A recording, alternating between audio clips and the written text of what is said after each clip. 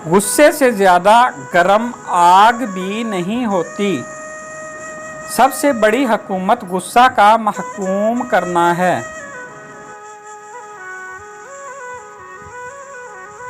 अरस्तू का कहना है कि जो एक लम्हा के लिए गुस्सा को पी जाए वो पूरे अलमनाक दिन से खुद को महफूज रखता है।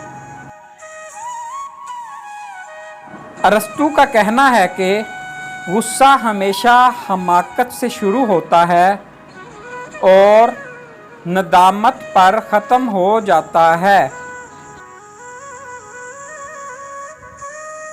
अफलातून का कहना है कि गुस्सा की मिकदार बातचीत में इतनी होनी चाहिए जैसे खाने में नमक, कि जब तक एतदाल पर रहता है तो हज़म, वरना फासिद।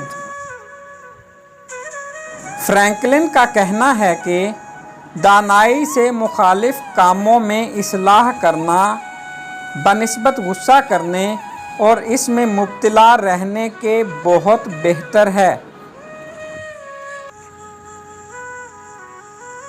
हकीम अक्लीदस का कहना है कि एक शख्स ने कहा, मैं इस कोशिश में हूँ कि तेरी हयात को तुझसे ज़ाइल कर दूँ।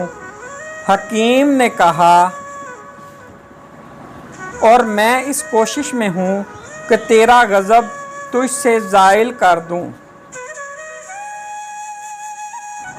हकीम जालिनूस का कहना है कि जब तक तेरी राय तेरे गुस्से से मगलूब है और तू मुताबिअत शहवात करता है, अपने आप को इंसान ना समझ।